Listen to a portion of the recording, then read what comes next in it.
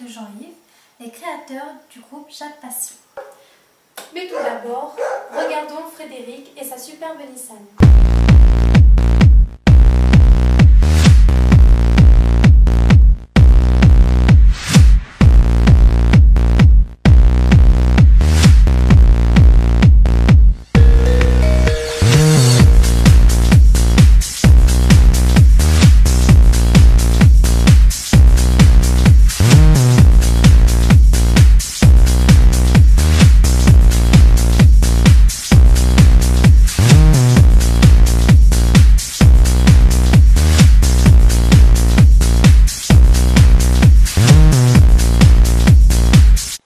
Bonjour, donc je m'appelle Frédéric, je suis propriétaire d'une S14A, donc c'est une Nissan 200 SX, elle monte jusqu'à 320 chevaux, elle est équipée full drift, c'est top.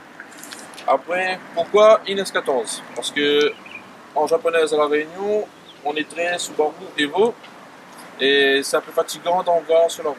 Donc pour changer un peu, je me suis tourné vers Nissan, en sachant que c'est une des voitures les plus prisées en drift et que j'ai voulu une voiture différente avec pas mal de style. Bon, pour le drift, on attend encore un peu parce que ça va encore au début, mais ça viendra au fur et à mesure.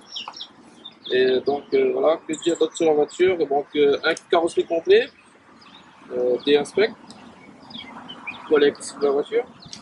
La carrosserie c'est entièrement en covering, rose, nacré et doré, je ne sais pas si vous voyez.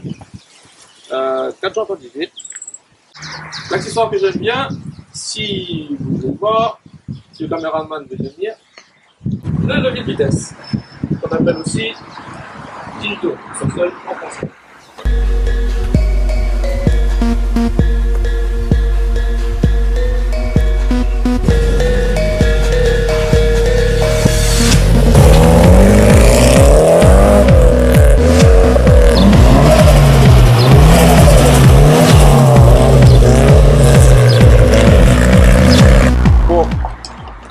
Je tiens aussi à faire une petite dédicace à mon ami et patron Jean-Loup Corré, base d'occasion 974, qui est basé en Bretagne, sans qui je n'aurais pas pu avoir la voiture. Il me l'a fait l'achat, l'export, j'ai eu un dossier un suivi photo complet.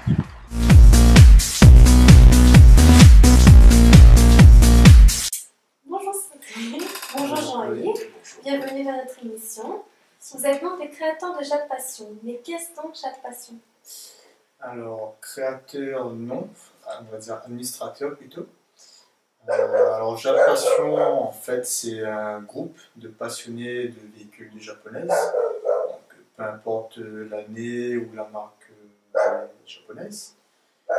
À la base, en fait, Jacques Passion découle d'un autre forum. Ça a été créé en août 2007 et ça vient du forum qui était aussi avant le club local à La Réunion, qui était Japan Car 974, dont on a mis Jean-Yves. Avec ce forum dissous de nos jours, Japan Car lui-même, 974, né de japancar.fr national, où il y avait une sous-section relative au département d'outre-mer, dans lequel certains membres ont essayé de fonder justement un petit groupe, une team, un club, pour fédérer justement les forces vives autour du véhicule japonais.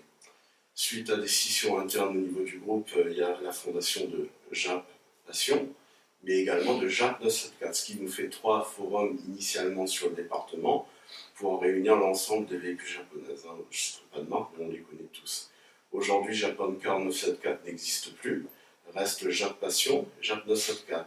Néanmoins, la passion, elle demeure. La passion, c'est-à-dire les meetings, la rencontre humaine, l'échange intergénérationnel. C'est ça qui est vraiment intéressant, si tu veux. Par rapport à une association de la 1901, une team, un club, n'a pas de structure juridique.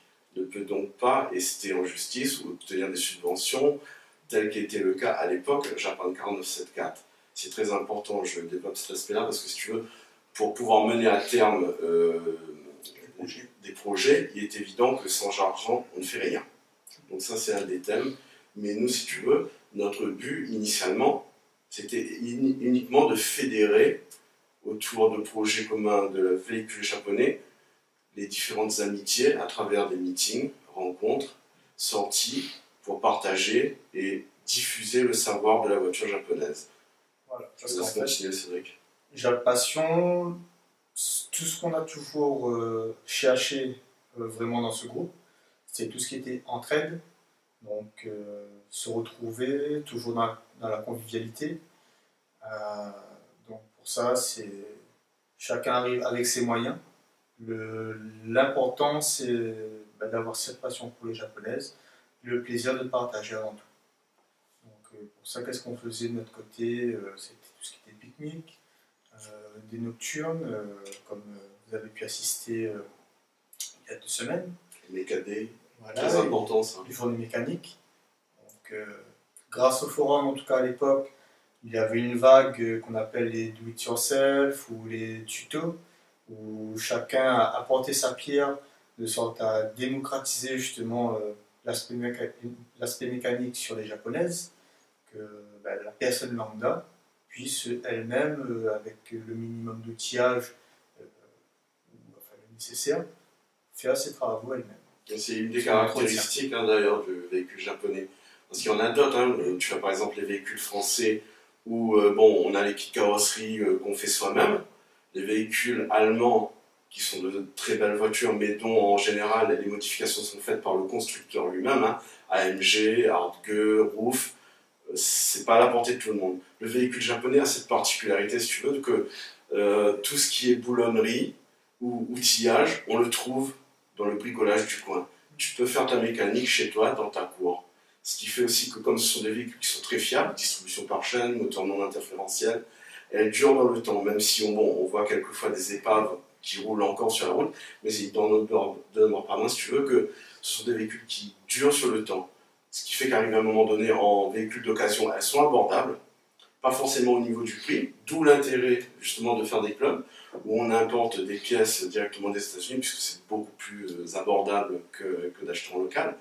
Et le but de l'association, du forum, de la team, c'était justement de mettre les membres en concertation pour leur permettre de se faire plaisir, de vivre leur passion sans trop se ruiner. Donc, en tout cas, de notre côté, vu qu'on est un groupe, non une association, c'est vraiment chacun apporte sa petite pierre. Et chose qu'on faisait avant et qu'on fait de temps en temps actuellement, c'était les commandes groupées par exemple. Donc, de sorte à ce que chacun vraiment mette la main ensemble pour avoir les pièces, comme on sait sur les japonaises en général, ça coûtait un bras. Donc, maintenant, le temps est passé, chacun arrive plus ou moins à faire ses propres commandes. En tout cas, avant ça se passait comme ça. Jusqu'à présent, en tout cas ceux qui en ont toujours besoin, on essaie de faire en sorte, du moins d'être là pour eux. On voit bien que quelque part, il y a toujours cette idée de démocratisation du véhicule. On a une passion, une toute passion, quelle qu'elle soit, coûte cher. On a des vies de famille, on a des vies privées, on a des vies professionnelles. Il faut essayer de réussir à joindre la passion d'un côté avec quand même une certaine rationalité. D'où l'importance de justement non seulement démocratiser l'aspect mécanique de la voiture japonaise, mais aussi l'aspect pièces détachées et tout ce qui est transformation, modification, mécadé. On se réunit chez un tel, et puis là, toute la journée, il y a un tel qui fait le café, l'autre qui amène les croissants, d'autres qui bossent sur la voiture. Alors on dirait que passer le temps à manger qu'à dans la voiture. Ça fait partie de la solidarité. Ouais.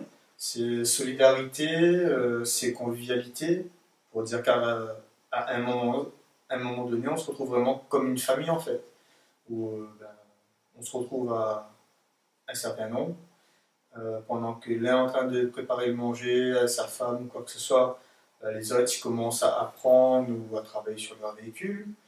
Voilà. L'essentiel, c'est passer un bon moment tout en apprenant et du coup, ça permet en plus de savoir qu'on peut compter sur d'autres personnes. Et ça permet de découvrir des endroits de l'île. Voilà. Que franchement, en 38 ans de vie à La Réunion, je n'avais jamais découvert. Parce que, on se dit toujours, oui, j'ai le temps, puis on ne le fait jamais. on organise une sortie, hop, ah ouais, bah, c'était super, et puis on revient en famille. C'est quand même un aspect à ne pas négliger. On peut faire des activités ensemble, on rencontre des gens qui sont bien, d'autres moins bien, mais ça c'est la vie, hein, c'est comme ça. Ça crée des amitiés. Quelqu'un sur qui je sais je pourrais toujours compter, il y en a d'autres, hein. Mais de toute façon, tu sais, les vraies amitiés, ça ne dépasse jamais les 5 doigts de la main. Si déjà tu as les 5 doigts, tu as bien fait ton quota, c'est rempli.